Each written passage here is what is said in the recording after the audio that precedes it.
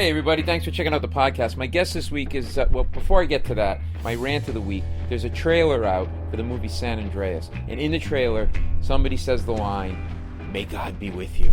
You do not want to go see that movie. That is a sure sign of a terrible movie with dialogue like that. You're better off staying home and interacting with your family. As uncomfortable that is, it's something I know you'd probably rather be in a disaster than interact with your family. But please, don't waste your time going to see this movie. Not a good line. Terrible. My guest this week, Marc Serritella. Really funny stand-up comic. You've seen him on MTV, Comedy Central, tours nationally.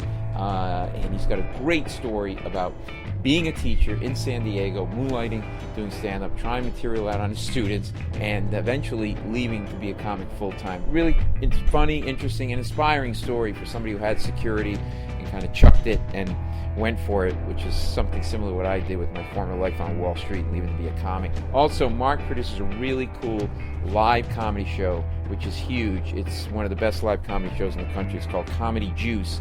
He does it in Los Angeles and New York. Major names do it. Marc Maron, Louis C.K., Jim Gaffigan. The list goes on and on and on. So if you're in those cities, check those out. This is a really fascinating dude. You're going to really like hearing what he has to say.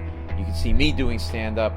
This coming weekend, I'm going to be at the Cincinnati Funny Bone, May 7th to the 10th. And the following weekend, May 15th and 16th, I'm going to be at the Belmore, Long Island Governors Club. Governors Comedy Club in Belmore, Long Island. And it's a really cool club. Love going out there. So if you're in the Long Island area or the Cincinnati area, come out and check me out in the next couple of weeks. You guys are the best. Keep following me on Facebook and Twitter and spread the word about the podcast, people. Okay, here we are in North Hollywood. I'm here with my good buddy and very funny comedian, Marc Serritella. Welcome to the podcast. Marc, welcome. Welcome to my home. Yeah, man, this is good. It's about 700 degrees. There's no air conditioning. This is going to be perfect for comedy. And you showered for me, which was nice. I always do that for my guests. Can I tell you something? You got you're a little cut up. You got a nice physique. Yeah, work out every day. I know, your eyes are darting left to right. You feel a little uncomfortable right now. Like I'm going to rape you in your own apartment. And you know what I like about your apartment? You have a parking spot that's covered in the shade. So your car doesn't become like 150 degrees. You need it in North Hollywood. Yeah. Because you said Hollywood, but North, and they're really, for the people that aren't out here, they're really nothing similar, This is like nice here. Yeah. Hollywood, everybody who's not, like my relatives in Rhode Island think Hollywood's like glamour. And you got like Hollywood and Vine. They want to go to Hollywood and Vine. And it's just homeless people, right? It's pretty much either homeless people or Michael Jackson impersonators. There's no in between. Or a combo, actually. Maybe there is in between. There's a homeless Michael Jackson impersonator. If you're going to be a Michael Jackson impersonator now, you have to be on a gurney with an IV getting propofol but just before you die. That's the way to do it the right way. And that's just for fun as well. So we've been hanging out. Marc, really funny comedian. We did a set together at the Hollywood Improv the other night, which was an interesting excursion for comedy. But we had a good show overall, and everybody had a really good time and really enjoyed the show. We had a great show, and it was just the usual Hollywood Improv battle of egos. Yes. Playing out almost in a Shakespearean level. Right. Paul McCartney's in the audience, so everybody in the building wants to get on stage with the idea that they'll do 5 minutes for Paul McCartney, and suddenly he'll become like a comedy agent and book them or something, right? I thought he was a comedy agent. You were so up his ass, though. You weren't. I actually had him on my podcast. I went over and I said hello to him. And we talked for like 20 seconds. I didn't want to bother him. But he has no handlers. Like, that's the thing. Like when I met him at the Colbert Report, which is how I met him and then had him on my podcast, he was in a hallway standing there all alone. Yeah. Just like looking up at the ceiling. He's got that one guy that was with him with the gray hair. Yeah. And he's like, I think he's like his road manager or something. Is he a manager or is he like a Navy SEAL? I mean, he seemed like a bodyguard, manager, picture taker, and like wrangler. He was everything. A little bit. He gets, Paul supposedly doesn't like his picture taken a lot, but he'll do it with people. But it's like, it's not, I'm sure after 50 years of it, you're like, but he's a vegetarian, and he does have bodyguards. As they were at the Colbert Report, and I was talking to one guy, he's a big black dude, and he's big. I'm talking to him, and he's like, I said, what's it like? He goes, look, I love the guy. He's great to us. He goes, but he's killing me. I go, why? He goes, because he's a vegetarian, and he makes all of us eat vegetarian, And I'm like a weightlifter, bodybuilder. He said, I've lost 35 pounds of muscle working for this guy because I can only eat vegetarian on the road with him. And this guy was still fucking huge. That's wild that you that could be his undoing. Just somehow making all his bodyguards actually smaller. Yeah, exactly. The guy was still like his chest was still like 55 inches. So Marc's really funny stand-up, also produces one of the biggest shows in L.A. and New York for comedy called Comedy Juice. Yeah. It's a show that all comedians want to get on because you get great audiences. They're comedy friendly. They're comedy savvy. And it's a ball buster to produce because you could comics up your ass. Yeah.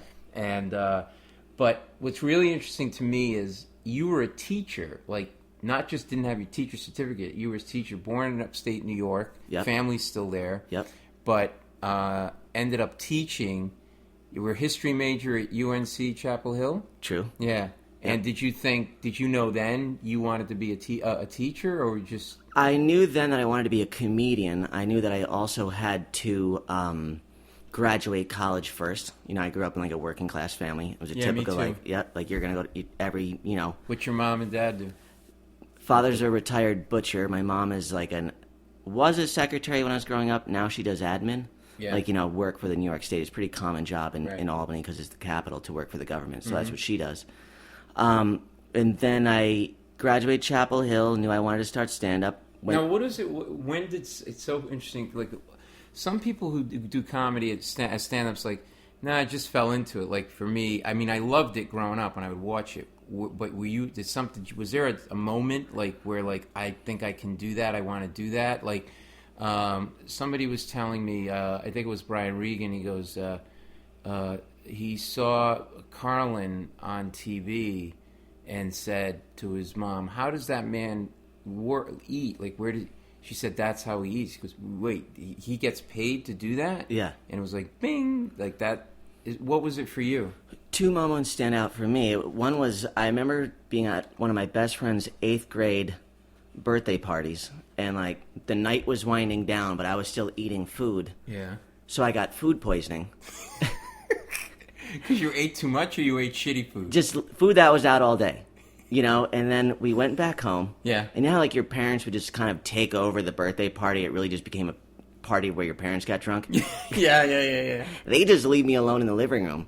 I'm dealing with like my first ever bout of food poisoning, but in the middle of it, I catch for the first time Saturday Night Live because now I'm awake at that time. Oh, you're normally not allowed to be awake. And I remember being really sick and really alone, but also thinking these guys are still really funny. I'm still laughing. Who was on the cast at that point? Was it at the Eddie Murphy group? This was like Billy Crystal, Steve Martin. This is like mid-'80s. So that's when Billy Crystal and Christopher Guest used to do. Yes. I hate when that happens, the security guard sketch. That's so funny you just said that. That's the exact sketch I remember from that night. So yes, I remember that sketch. I mean, if you think about that sketch, that's something that little kids could understand. Yeah, and think about, and we're both writers too, how much fun that had to be to write, because you're just sitting in a room. Yeah. Not that it's easy, but you just start like going, like adding one crazy thing on top of another on top of another. So you saw that and you thought, did it make you feel better physically? Like, were you laughing? I was laughing and then puking and then laughing and then scared and then laughing some more. And I go, wow, these guys are good. That's exactly what happens when I do stand-up. I laugh, I puke, I cry, I puke, I laugh. It's the same thing. And so you basically, and then did you start to say to your parents, because my parents when I was little, they would let me stay up to watch The Tonight Show or Letterman to see the comedians. That's all I really cared about.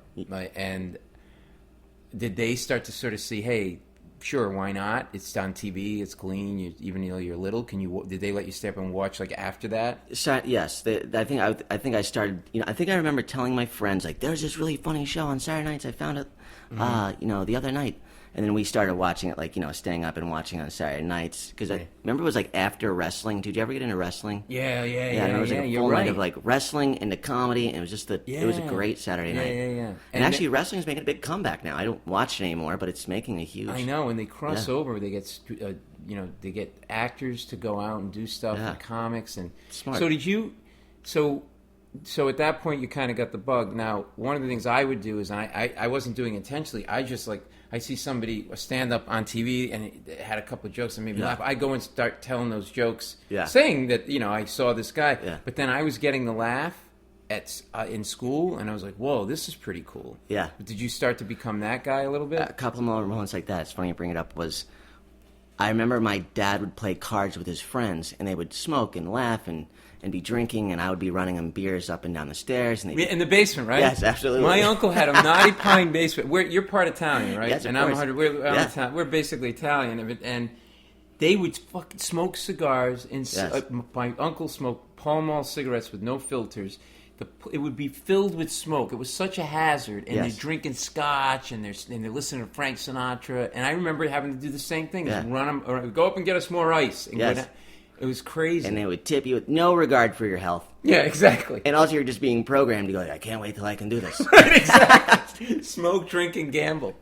So I remember, they're always, making jokes and laughing, and they're cursing, and they're very uncensored family and friends. Right. So I remember thinking, I have to make these guys laugh. So one time I came back with a pitcher of beer. I remember this. You're, 9, 10 years old at this Somewhere point? in there, 8, 9, or 10. I come back with a joke book.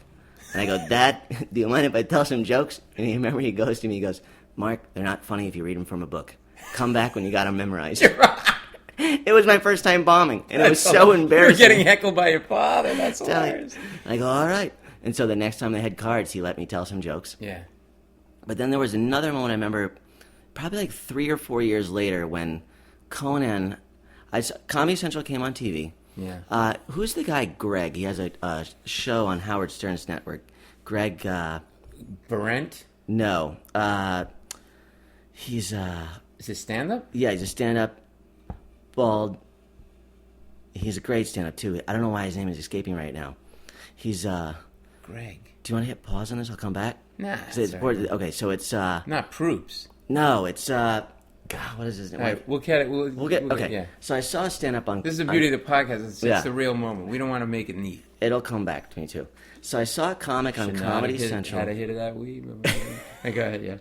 I saw a comedian on Comedy Central, and then I saw him on Conan a month later, and he was doing kind of smart, funny, quirky jokes that weren't the... Not Brian Kiley. No, it was... He's bald. It's Greg... All right, we'll figure it out. Yeah, totally. He did a joke that I remember I could write a joke like that, because it wasn't Andrew Dice Clay, it wasn't Steve Martin, where it was off the wall physical comedy. It was more observational, cerebral. Totally. He goes, I'm going bald. He goes, I'm taking Rogaine, and I'm also depressed, so I'm taking Prozac. But if either one of these products worked, I wouldn't need the other product. Greg Fitzsimmons, yes. And my God. And I go, I could do something like that. It's so funny. Yeah. I had the same experience with Jay Leno. I saw him do a joke. He gets criticized that his stand-up on the Tonight Show was watered down, but his act was a really good act. His act in the clubs, and when he was on Letterman as a guest, it was really good. And he had this joke, and I remember thinking the same thing. That was this joke I'm going to tell you was accessible to me, on a cerebral level. Okay, that seemed attainable. I could do that. And the joke was about Chicken McNuggets, and he goes, I tried a box of these Chicken McNuggets. He goes, let me tell you about these things. You could put a box of Chicken McNuggets on the ground, open the lid. A chicken could walk up to that box, look inside, and say, I see nothing that offends me here. And that's a really good joke. Totally. One of the two biggest challenges, I think, for stand-up is to have an original premise and do well with the joke off of it, or take a tired premise and do an original joke off of it. And McDonald's jokes are tired, but and I remember thinking the same thing, that struck a chord with me. Yep. And so you see Fitzsimmons, and you like the personal aspect of that, because that's what your act is like. Totally. Do the opening line of your act. I think it's really funny. Okay, cool, thanks. It's hi everyone, it's great to be here. My name is Marc Serritella. That's my stage name. I'm related to someone famous, so I changed it. Don't want to give it away. Give you guys a little hint though. My real name is Mark Shaquille O'Neal. And you look nothing like Shaquille O'Neal. That's hilarious. Totally. And so as you're seeing this now, are you starting to do any writing now you're 10, 11, 12 years old, right? I'm not doing any writing, but I'm constantly reading joke books, constantly watching stand-up, definitely knowing I'm going to do it, but telling no one. Yeah. And then having my parents push me towards college, and I graduated high school. I went down to school in North Carolina, and then knowing... How were you with girls and stuff in high school? I wasn't great. I wasn't late bloomer for sure. Didn't get laid. I was 16 the first time I masturbated. That's so funny, totally. I was actually older than that. I know that seems weird, but I remember my friends being like, really? Yes. I remember my friends being like, you jerk off. I go, I'm telling you I don't. And they're like, you do it. And it wasn't that. It was just, it didn't occur to me. It didn't me either. It happened at my 16th birthday party, too. I'm not joking. I went into the bathroom, and for some reason, I got a boner. Mid-party? Yeah. It's fucking parties going on. And the reason this came up is I was hanging out at the bar at the comic strip in New York, and I started telling, like, a couple of the comics, and the manager was like, that's late, 16? Yeah. And I never I mean, I don't know how we got on the subject.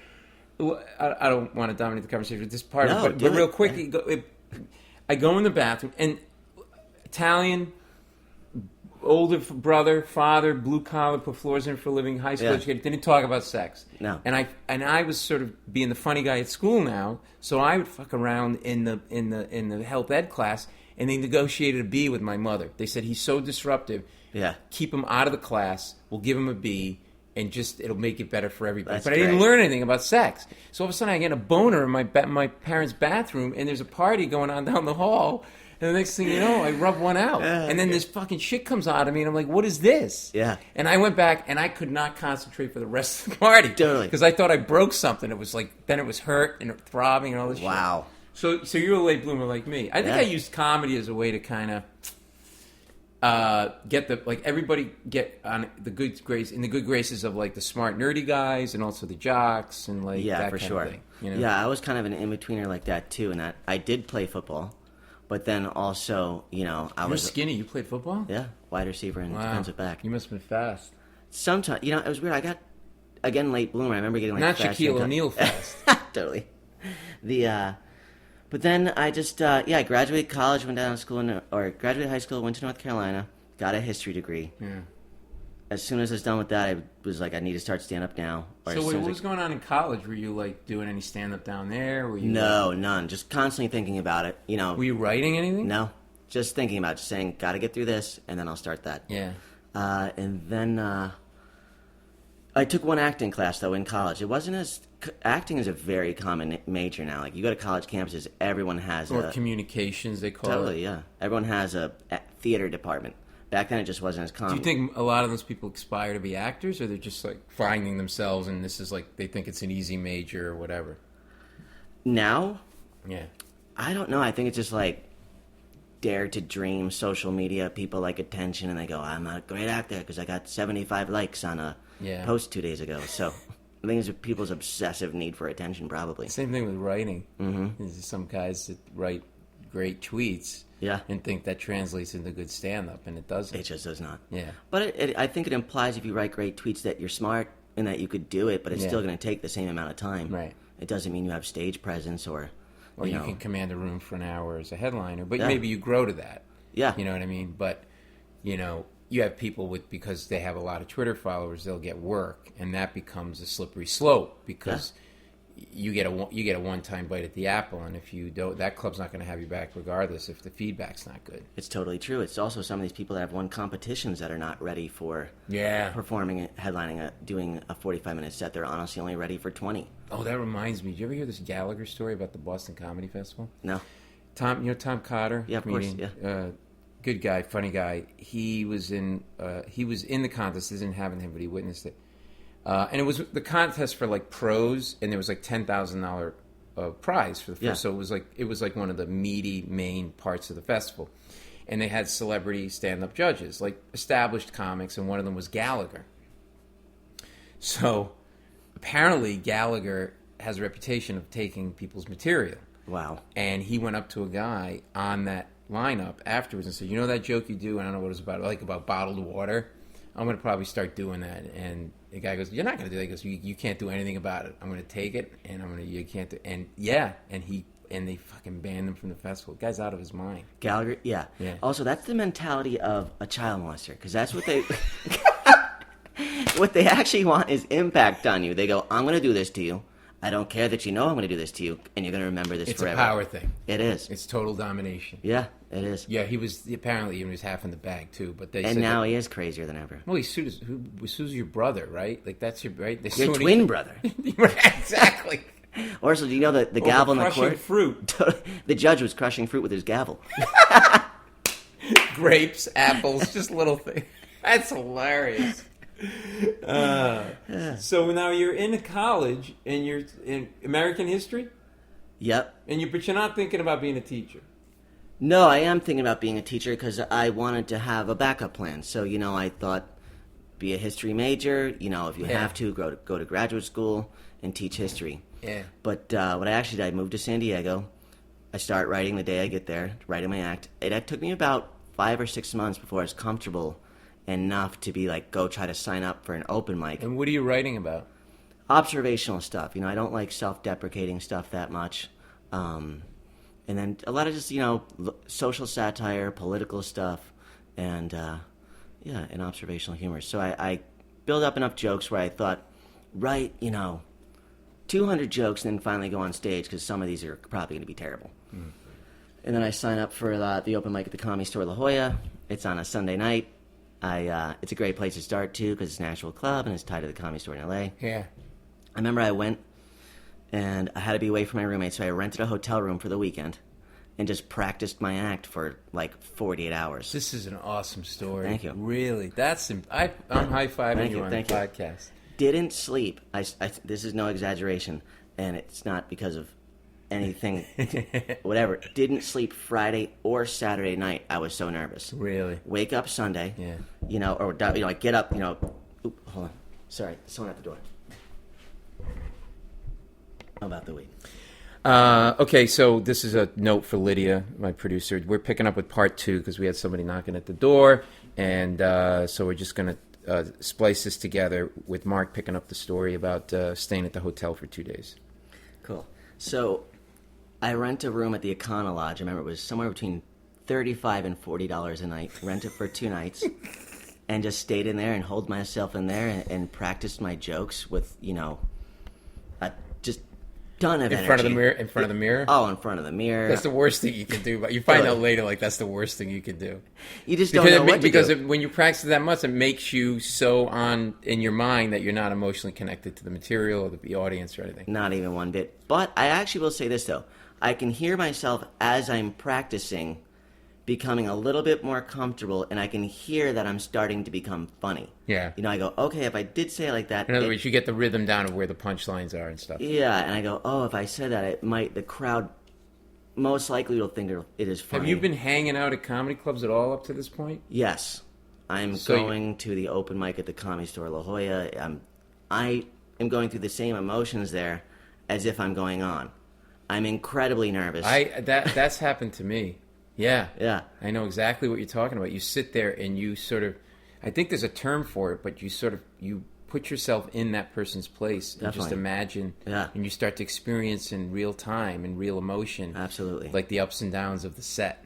100%. And the Comedy Store La Jolla, I don't know if you've been there, it has a very, very certain smell to it. It's it smells like, it's a nice smell. It smells almost like some kind of weird brand of Yankee Candle. I thought you were going to say it smells of death. No, and broken but the dreams. Second I walk into that club, still I get nervous. Because that smell triggers like this start of comedy. Well, they say the scent is power of the scent of the I don't know the smell of a single other comedy club in the country, by the way. Just that one. And I think it is a real thing there. Anyway. And it triggers that emotion that you went through. Absolutely. That's crazy. Every single time. So are you teaching at the time? No, now, because I went to graduate school about 2 years after I moved to San Diego. So how are you making money at this point? You're out of school. Waiting tables, bartending. Oh, okay. Yep. And San Diego just because it was nice? And how do you get from, you're bouncing from one end of the country to the middle, not really. And then, boom, how do you end up there? Well, I just remember being in Albany, very thin, always cold. Just like looking at my parents like, why do we live here? Exactly. And I go, well, I want to take history. I'll go to a good college that's warmer. Yeah. And then has sports. And I just chose University of North Carolina. Yeah. And then I go, this is honestly not warm enough. Really? Yes. I go, I need full-time it's a great summer. School. You're a smart dude to get into that school. That's a really good school. So you just want warmer weather and you just start heading west. Yeah, and I thought, I knew I wanted to start stand-up, and I go, I don't want to start in L.A. I've never been there. People there are going to, I know that it's not going to start off well. I don't have a tremendous ego. Like, the first time I go on, I'll kill. So I go to near L.A. and start. And so then I get rolling with it. Back then, you were only allowed to go up every 2 weeks. So you're only performing every 2 weeks for like the first year. Right. Yeah. And then just started getting good in San Diego, started working at the Comedy Store, became a door guy. So that first set Yes. that you practiced for 2 days, Yes. the great thing about that is that you spent money. You were like investing your money in your career, which I think is awesome, and like a commitment. You know, Leno said to me, because he's the one that kind of got me started, because I sold some jokes to him, and then he says, like, don't do anything, don't spend a lot of money.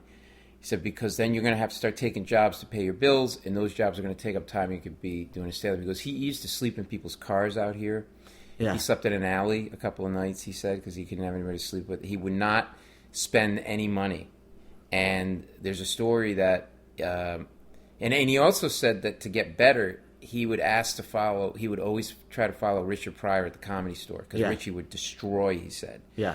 And he said that was the barometer to know if my jokes were good. So he said, if a joke I had still did really well after Richard Pryor's set, I knew it was a keeper. If it did okay, I'd chuck it. And he said, so what you have to keep doing is going to the place where the laughs aren't. In other words, like he said, he grew up as a comic in Boston, and a lot of Boston comics just stayed. Well, you get lazy with your act, you start doing all the local references, and you can kill with it. He goes, I just kept moving and moving and moving and challenging myself. So, you know, the kind of thing you did is something that he talked about, you know. And that first set, like, how did it go? And was there a curveball? Did it go better than you expected? Or I would say it went how I thought it was going to go. I wouldn't say that I was a natural performer at the time, because you know, you grew up working class. It's not like your parents are putting you in theater school. Right, exactly. So you're not going to a lot of plays and almost none. Unless you count your sister's Snow White pageant or something like that. Yeah, or Annie. Yeah, exactly. So I also had, for some reason, I got lucky too, because I had a bunch of my childhood friends from Albany in town visiting me. So I had the whole front row was friends. So I remember just thinking like, oh, I'm going to be like, you know, Sam Kinison. So I remember like screaming something about The Price is Right. Like, when you spin the wheel, you should be this excited. And I remember just screaming about something. And then just when I got off, I was like, okay, not that. Don't ever do that again. That was just too much. And then, you know, the first 3 years, you're very inconsistent. You're bombing horribly. I remember having a hard time, like, remembering my act once I bombed. You remember that? You ever go through that? Like, once a joke goes bad, then you just go blank and you have to leave the stage. Well, how about the thing where you do a joke for the first time and it kills? Yeah. And then after that, for like 5 times, it doesn't kill? Yeah.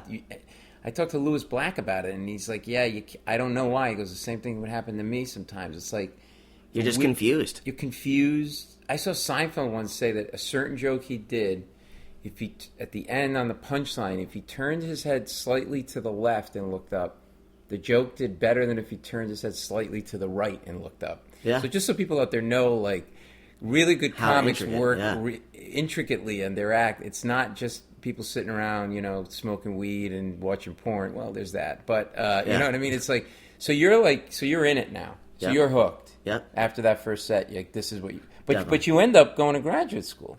Yeah, I also just. So you're not quite sure yet if that's what you want to do, right? It's not that. It was more like I have time to go back to school. At the time, California schools were very cheap too. Yeah. So I just remember thinking, have a backup plan. Yeah. This could easily not work out. Yeah. And then I just, you know, and teaching graduate school takes a year and a half. It's, you know, 3 hours a week. Everyone's getting an A+. It's actually a very easy school to go to. Really? Yeah, I went to San Diego State, but it's not because San Diego State is easy. It's because the teaching program, they're pretty much just like, get to your student teaching, you'll see if you're good at it. You know? And then started substitute teaching, did that for 2 years. Then I got a job as a first grade teacher, which I took for just under 3 years. Because I took over for a lady who had like a pill addiction or something. She...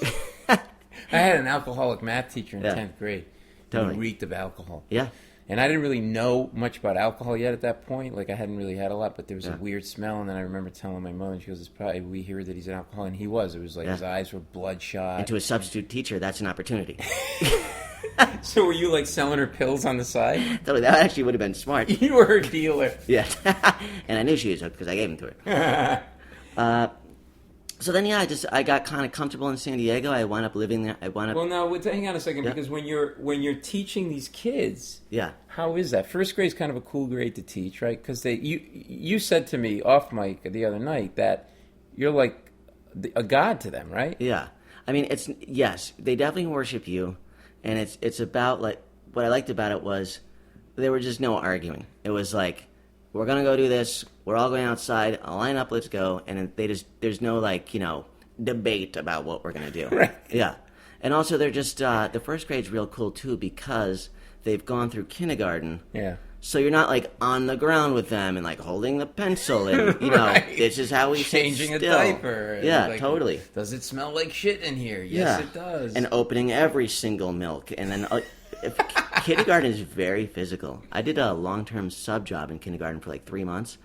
And I remember every day going home feeling like I played a game of basketball. Really? Yeah, that makes sense. You're right, because those kids are kind of helpless still, and you got to do everything for them. Everything, yeah, totally. Kids fall down; they're stuck on the jungle gym. Totally, absolutely, 100%. And then first grade is for some reason miles. Just 1 year of school, they're miles ahead of. There's two professions that segue into stand-up the most: teachers and lawyers.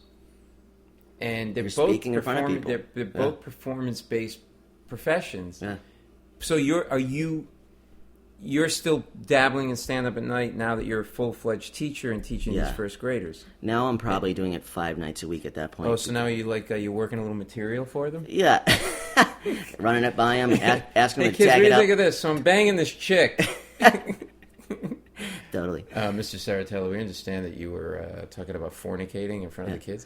We're bringing back the pill-addicted 65-year-old lady now. She's forcing you out. She did less than emotional damage. Yeah, she records what I've done in the class and, like, takes her job back. But are you still, like, thinking my path is going to be stand-up, or you're gonna teach and maybe this teaching thing? I definitely remember being in a transition zone of, like, what am I going to do next? I had a couple women I lived with, and I was like, in San Diego's a real, like, kind of like relationship, settle down place. So I'm trying to figure that out. But then I got engaged to a girl who is a musician, like she's like a acoustic musician in San Diego, and then you slowly become one of the best comedians in a city that's not one of the major cities, and you go, I have to get out of here. But what is it about teaching that you liked? It's stable. It's actually great money, too. People are like, teachers don't make good money. Now you see with the economy, it's actually really good money. Yeah. I remember making, like, $3,200 after taxes. They pay you 12 months a year. So in the summer, you're still getting paid, but you're getting a pretty high paycheck. I also bartended and waited tables at night. Yeah. So, and then you have a little bit of comedy money. So it was actually, and a teaching day is only 6 hours. In the first grade, there's not a lot of preparation. Yeah, you're ripping through the homework. It's, Yeah, it's pretty straightforward. And was there some satisfaction at the end of the year in like a connection with these kids? I always wonder. I've never talked to a teacher about this. Like, there must be, especially at that grade level, like an emotional bond. And then at the end, you kind of, is it sad when you say bye to these kids? It's horrible. It's really? Yes, it's awful. Yeah, but it's very, very sad. You're around them all the time, but luckily you see them at the school the next year, and they come and they talk to you. Yeah, do you like it when they come and talk to you? Oh, and say definitely, hi? Yeah, totally. It tells you made a connection. Yeah, the little girls stop by who don't want to be out at recess. And can we help you in the class? You're like, okay, come on in. And they they'll set up the room for you, and they feel like the big kid now. Yeah, totally. Yeah, that's great. Yeah, and I'm friends with some of them on Facebook now too, which is really cool. Oh, is that right? Yeah, totally.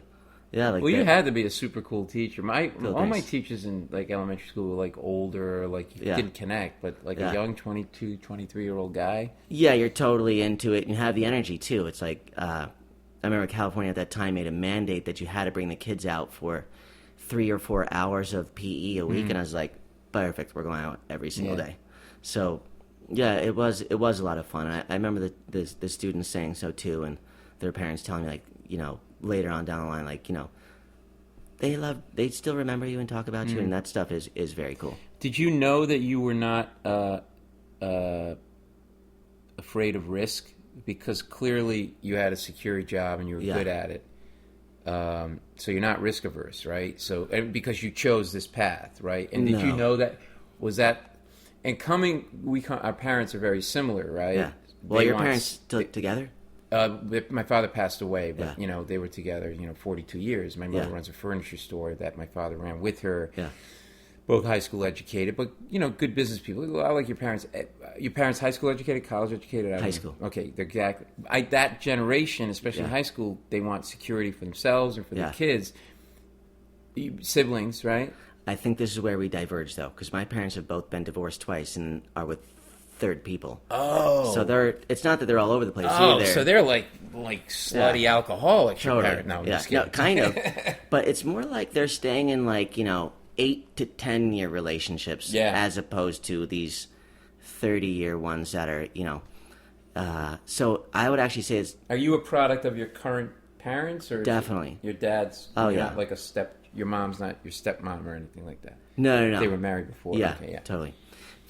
So actually, I've had a hard time focusing on settling down, thinking not comfortable with that because you saw that it didn't. Yeah. Oh, that's interesting. Yeah, totally. And then but career-wise, was there anything that gave an indication that you were a risk taker? Because you're entrepreneurial. Anybody that does this or does the arts in any way is entrepreneurial. You're betting on yourself, and you're starting your own business, and the business is you, and you're the brand. So it's funny because I think someone that goes to be a teacher, and there's nothing wrong with this. It's it's subjective. Tends to be probably more risk averse and security and whatever. So you were you had your foot in two different worlds and two different mindsets. Definitely. Is that where you were sort of struggling? Because that's what I struggled with. Absolutely. And then I just you get a 5-year contract when you first, or a 5-year certificate when you first graduate graduate school to teach. Right. It's called a preliminary credential. Right. You have 5 years to go back to school for 1 semester, and then you can teach for life. It's called I forget what it's called. You clear your credential for life. And then once my 5-year contract ended, I just left teaching and moved to Los Angeles. Yeah. So you knew. I knew that last year. Yeah, I was because you sensed you were good enough that you could make a career of it. Yeah, definitely. So you didn't need the safety net anymore. No.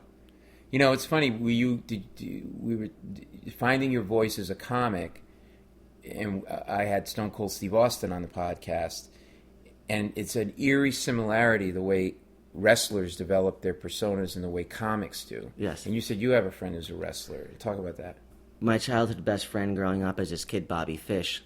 We played on the same football team. Right. He was star of the team, all county player, the MVP of our defense, also somehow the best running back, just a supreme athlete. There's always one of those kids. Totally. My brother-in-law was 3 sports, all state, lacrosse, football, crazy, Yeah.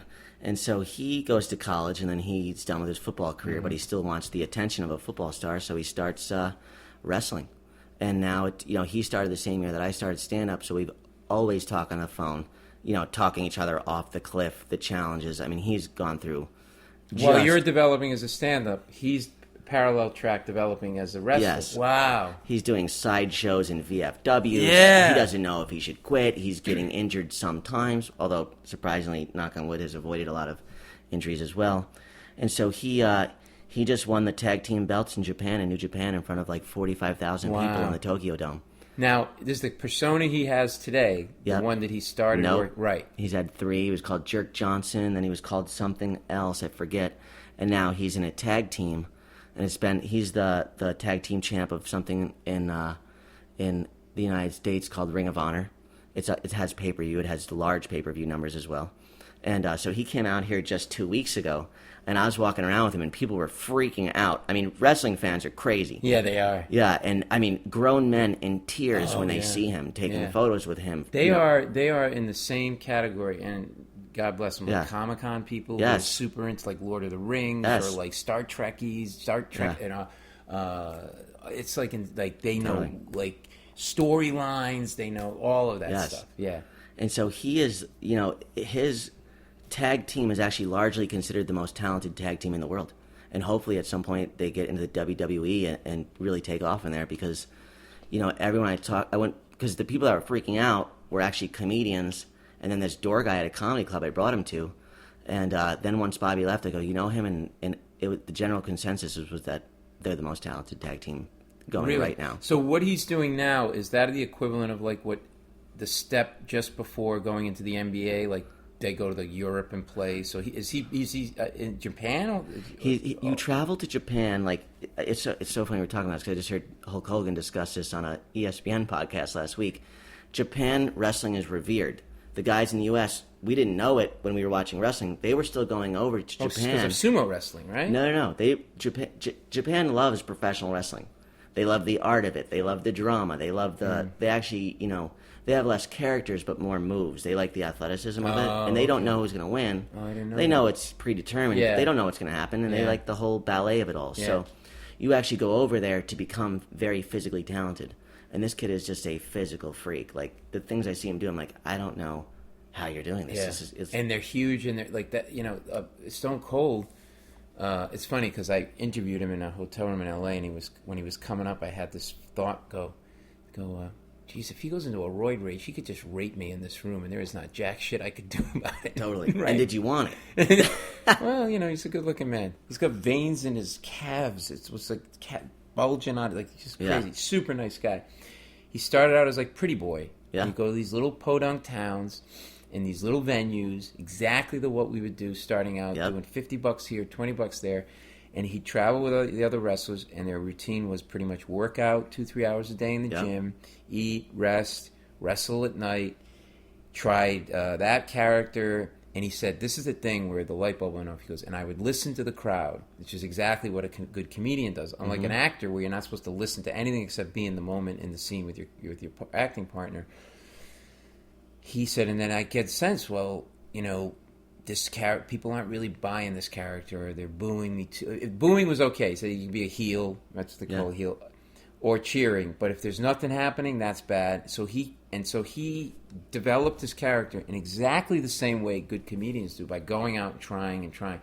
In the beginning, if anybody saw any of our acts, they'd be like, it's just, kind of, middle of the road. There's not really point of view. There's not really opinions. Nothing personal.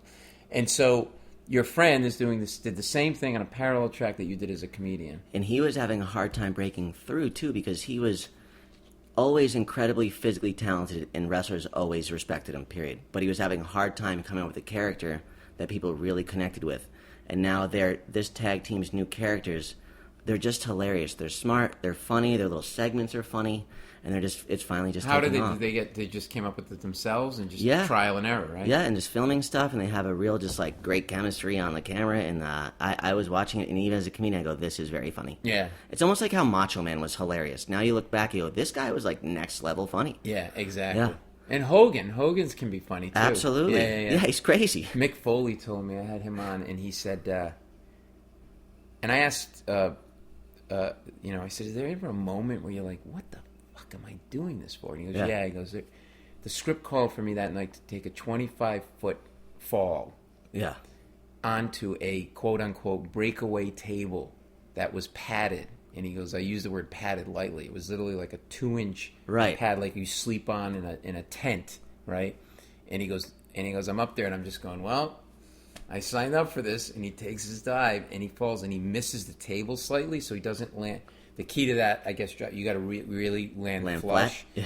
And he didn't. He landed sort of partially on the edge. Yeah. And like permanently damaged a couple of vertebrae. And wow. Stuff. Yeah. And he's hobbling around now. Super nice guy. Yeah. And smart. These guys are smart. Like a lot Definitely. of like that's the thing that like in getting to know, because I'm like you, I'm not a crazy wrestler, but if you get to know them, they're not dummies. No. They're in these silly skits or whatever. But so that must have been really cool. So you guys are talking to each other as you're moving up the food chain in comedy and wrestling. And are you helping him at all with like figure stuff out? Yeah, actually, I remember the girl I was engaged to was a graphic designer, so I'm like helping him design his first DVDs and then mailing them back to him so he can give them to his crowds as they leave. Like if either he and I got in a financial pinch, we'd help each other out. Like we're definitely there for each other in that way, which is cool.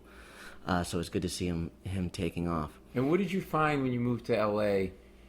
Because like New York, they can be similar cities, but different from all the other bigger cities that do comedy. And what was the challenge for you when you got here? Yeah, it's. I think the biggest challenge is that you have to be in L.A. and New York. You have to be one of the best to get a reaction. Period.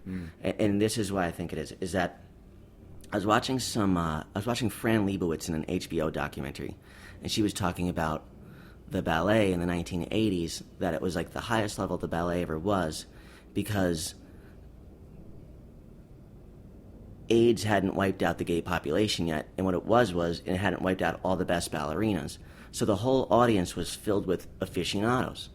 So every little move, they knew, and they would gasp at the smallest little thing that went wrong that you and I just flat out wouldn't see. Right.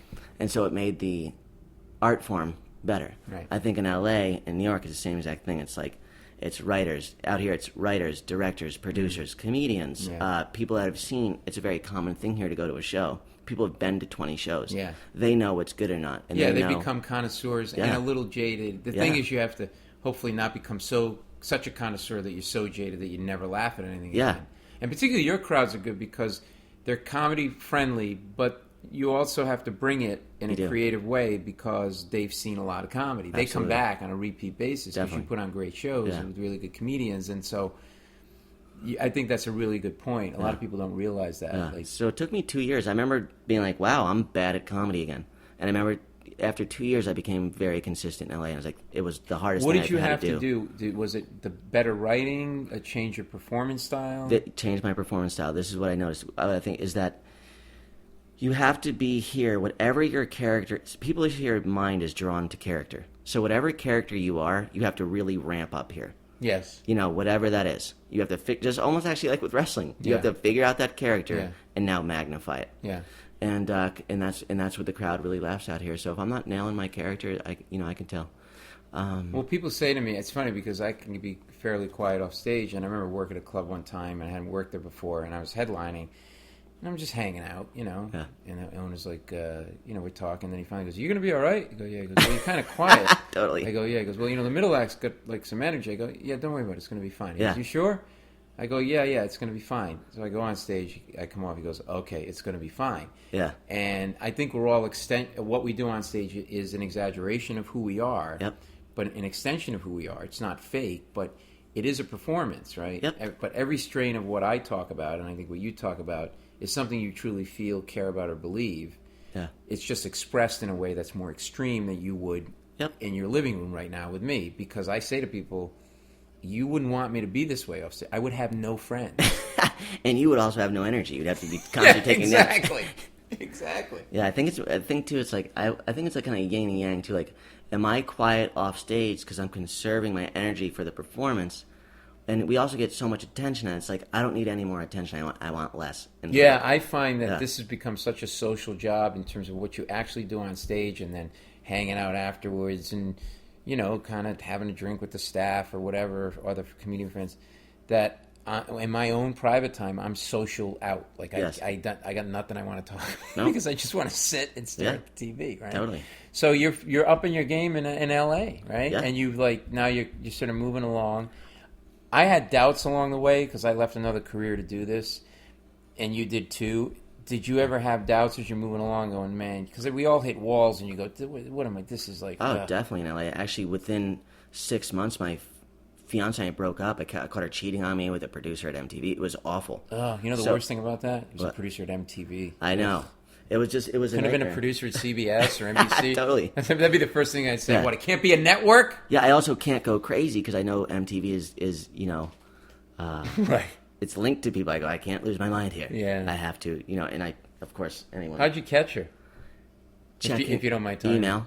Just everyone gets caught on email. Thinking something was going on. I remember just asking her, I go, just never being paranoid, but I remember like that last 2 weeks we were together, I was like, this is not how this used to go. Something's wrong. Yeah. Like, just she was starting arguments that weren't real arguments, and then one day I just go, are you cheating on me?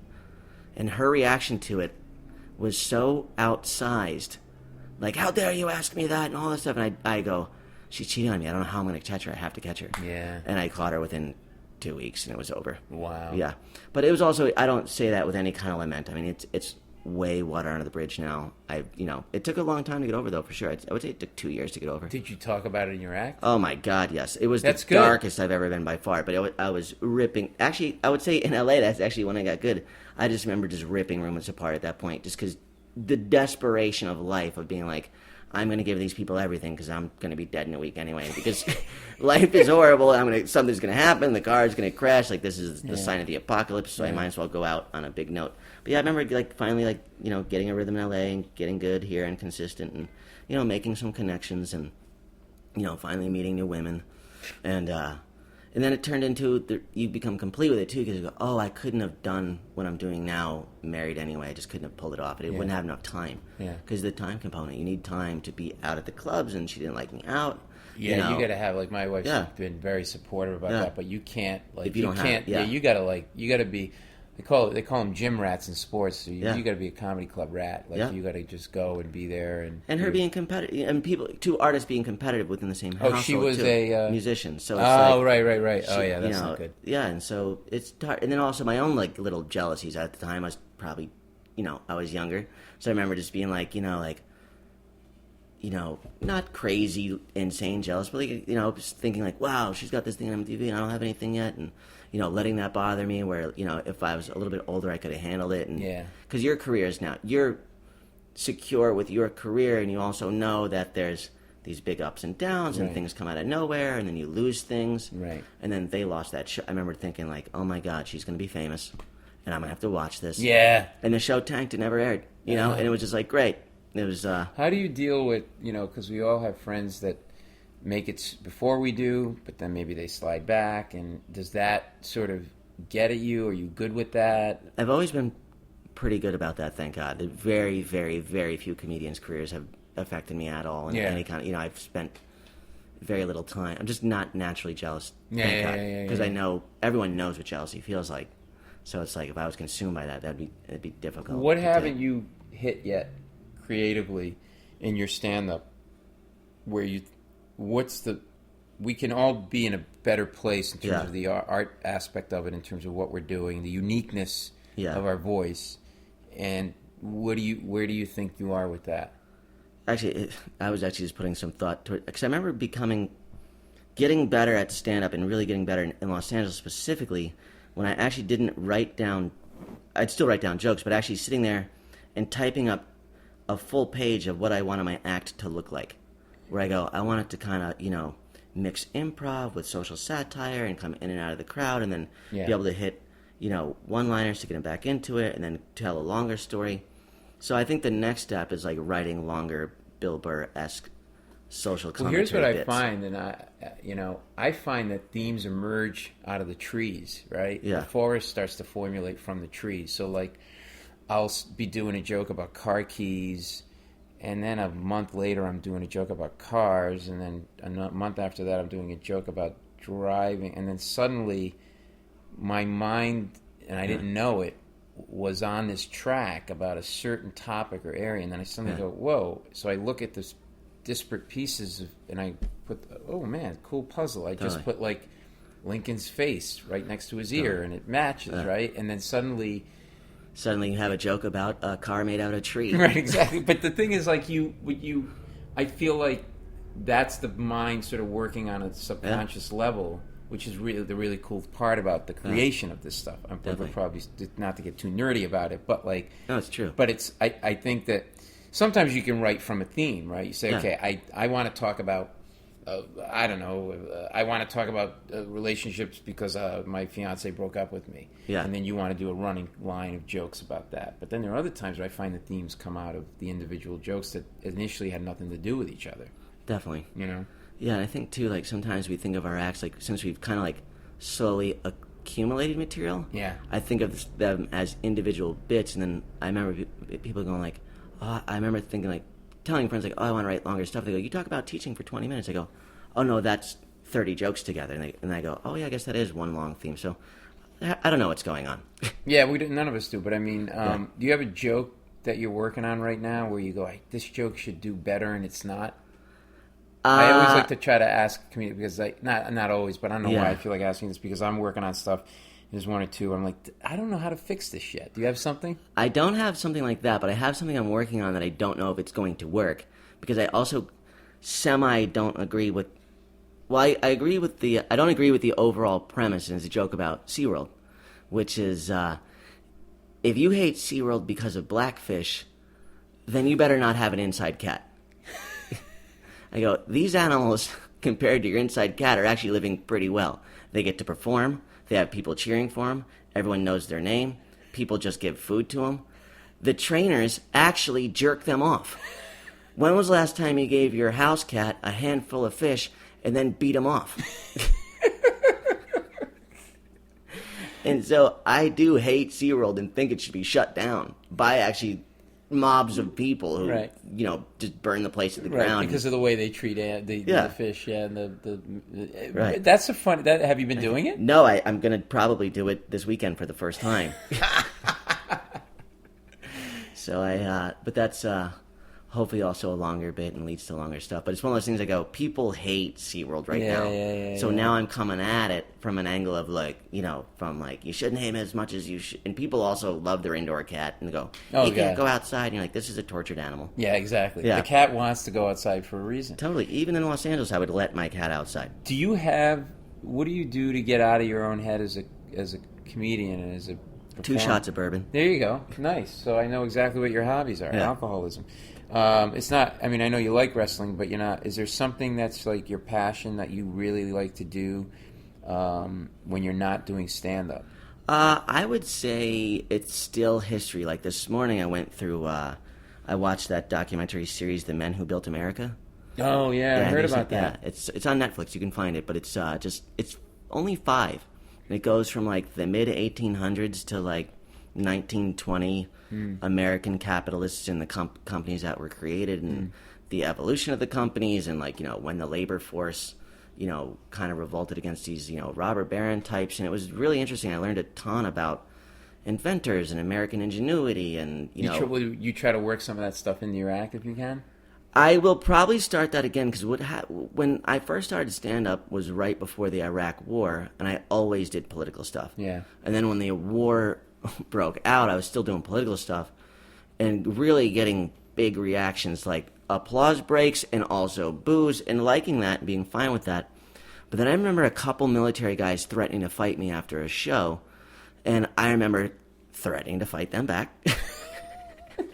Just let's be clear, you're a good-looking guy. You're not the biggest guy in the world. No, but also being very pumped up about what's going on. And I go, you know what? And you had 2 shots of bourbon, so you were ready to go. Totally, and just being like, my dad is a butcher. He's a nasty little Italian guy. He still fights. And so I go, and also just thinking like, well, I don't want 25% of the audience not to have a good time tonight. Yeah. So dropping the politics from my act once things became real dark. Now things are not quite as dark, so I'll probably start doing more political stuff again. Did you talk about like guys wanting to fight you?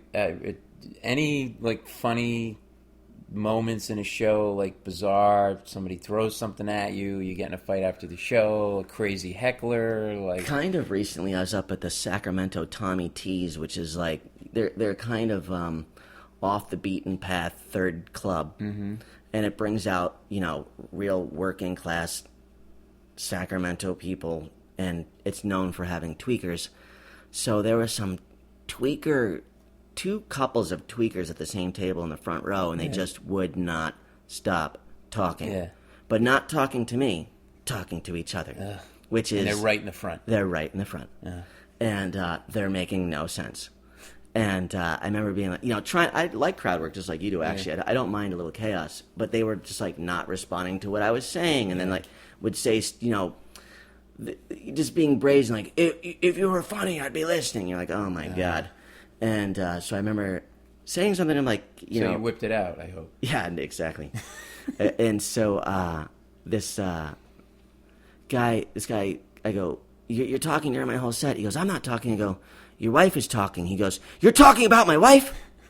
I go, no, your wife is talking. He goes, don't you dare talk about my wife. Oh, Jesus. Yeah, totally. And he tries to jump up on the stage. And really? The owner of the club, who just had bought it, some like real smooth talking black guy, almost kind of remind me of him, beat him up for me. No. And dragged him out. And it was in the great. Middle of the show? In the middle of the show. Just a fight just breaks out between the brand new owner of a comedy club. That's awesome. Who just, and as a comedian, you take everything personally. So I'm like, hey man, I'm sorry, but I was like, you didn't do anything wrong. He goes, and this guy had to go, and like we like really bonded over. He's like, thanks, man.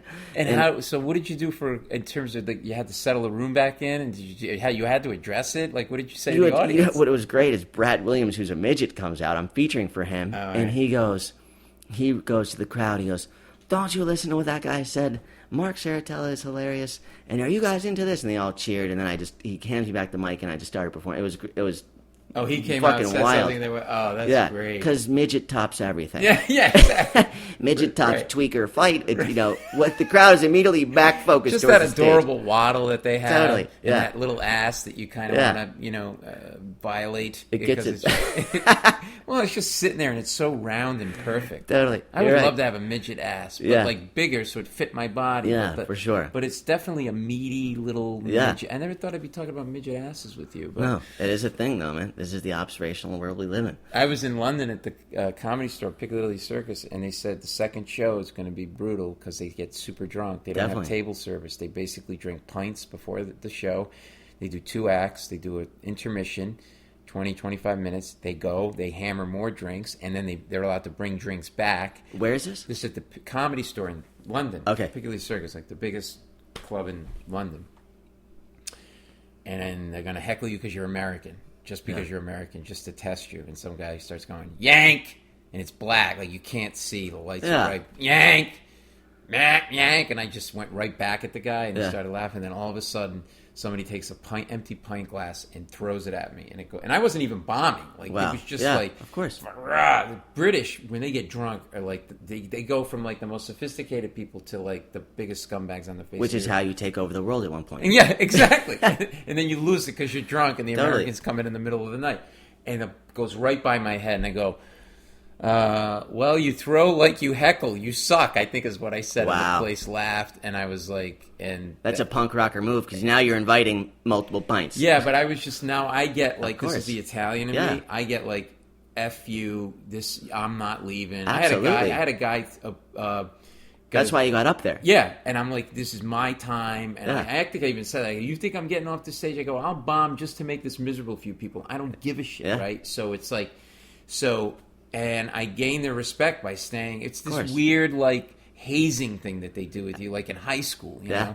And so I remember getting off, and the mayor's like, you handled that well. Yeah, like, because that's another thing with comedy. You got to go through it all. You have to have that moment to be able to do good in that moment again. Yeah. You know, and I actually remember doing a similar venue. It was in San Diego. It was called 4th and B. It sat over 2,200 people. Move. So, and they would paper the audience. So it brought out every single mechanic in San Diego, and they're white. People don't understand what paper is. Basically, they give the tickets away so they get people in, but the problem is the people aren't really invested in the show. Yeah. So they'll kind of pay attention. Not all free shows, but that could be a problem. And it's bringing out the people. Yeah. It's bringing out the mob. Yeah, yeah. And so it's not like the chairman of IBM is in the audience, right? It's not your higher end. No, not even close. It's the guy who fixes his car and the guy who fucking takes nude photos of his wife. And I remember just being... I've only been booed twice, but once was at this venue. I'm probably 3 years in, and I'm doing my teacher stuff, and I really wanted to be clean. They start booing, and I just... I go, do you guys want this dirtier then? And they cheer, and I did my dirtiest 3 minutes, and I was getting like multiple applause breaks. But I remember stepping off stage, being ghost white, scared, didn't know what happened, and I remember thinking like, oh, I have to have dirty stuff too to be able to whip out at any moment. And you need that kind of tool in your kit as well. Especially on late shows and stuff. People don't understand, and it's funny because I've had the same thing where you think, well, this is definitely like, I'm not going to do that one thing about tits or whatever. Right. And then I'm like, well, this is just going okay. Let me try it. If whatever. I don't care what the owner says, and I try it. I'm like, all right, this is what you want, and then you go down that road, and it's like, I don't know. It's an outlet for people. It's a way to kind of like. I think it's so funny. Like, and then there'll be crowds where you think you can go there and you can't. Like that's the thing. I mean, Brian Regan said, if I killed every night, this would be boring, right? Yep. Like you just don't. Yeah, you're right. There's like that sort of unknown of like what that it's next. A good way thing to is. Look at it. Yeah, he said, like, and the unpredictability and the power that the audience has, then you'll realize how much power they have. You can't ever let them know they have the power, but they have all the power. They can crush you like an ant. Well, I think it's the yin and yang. I agree with you, but I think it's like the yin and yang of everything right now, which is like they have it's like it's a give and take. I don't know. I just feel like there's like a brilliant little drawing where it's like, it's the two circles and there's two little islands in the middle, because they do have the power, but at the same time, just like in England, they think they have it, but at the same time, you are the smarter one. Yeah, but it's a great place. Like I'm working on a bit now, but it's a great place to be who you are and take the room. I think for me right now, the big thing is I want it to not feel like it's a show, but make the room feel like it's a bunch of people just hanging out. Yeah. Who happen to be seeing a guy funny, but also let them have moments where they can be funny and you can do that in a big venue too. You just have to just physically take the room over, but and then get really personal. Like I was a pussy. I'm working on a joke and I'm stuck, but I accidentally shot a deer that I didn't want to shoot. I don't like shooting animals, and my friends were like, they shot a deer, and they're like, another deer showed up and like, you shoot it, and I didn't want to shoot it, and like, no. And instead of just being a man and going, look, I don't believe in shooting stuff. And they do, and they're my best friends. I didn't want to come off like the douchebag nerd guy, so it's just I made up some lame excuse like, no, I'll just miss and whatever. Yeah. And they not do it. No. So I decide it's a crossbow. I never shot a crossbow before. Yeah. So I aim at the deer. I'm going to aim high, miss the deer, scare the deer away. Because, by the way, the deer was dead because if I didn't do it, one of them was going to kill. Right, of course, yeah. And the deer's only like 50 yards from us. Yeah. Right? And I go to aim high, and the deer walks into the shot as I pull the trigger, and I hit him right in the spine. Oh, yeah. And it goes right to his knees, and the thing can't get up. And it's like, and it was like brutal. Oh, yeah. And so I tell this story because it reveals something wrong with me. Like there's still, like, even as an adult man, like you want to be part of the group, you want to be part of the clique. And I'm trying to find an ending for it. But when you get to that place where you can be that comfortable with an audience, where you can reveal I think the place, the ending for it is, long or the short of the story, there's a handicapped deer living with me. That's great. He's in the other bedroom. He doesn't pay rent. And he's got a bad attitude. I'll try it. Take it. Because what I've been saying, it was just it was devastating and delicious. I should have been killing those things for you. But I could say, if you take the handicap thing, to be like, do you know how hard it is to develop a handicap wheelchair or a wheelchair for a handicapped deer? And there's always guilt. Oh, you're not going to leave food out for me? I guess I get it myself, but I can't walk. I wonder why. This is great. I could do that. So during Christmas times, I hang Christmas bulbs on his antlers. He can't do much about it. He's paralyzed from the neck down. He literally couldn't get up, and they had to go and put another arrow in him. Oh, God. And he's like, and then in his little joke, too, he could be like, you can't believe how excited this guy is for Dancer to show up. She's got some good pussy. Dancer's pussy. I love Dancer's pussy. Santa Claus is just a pimp for reindeers.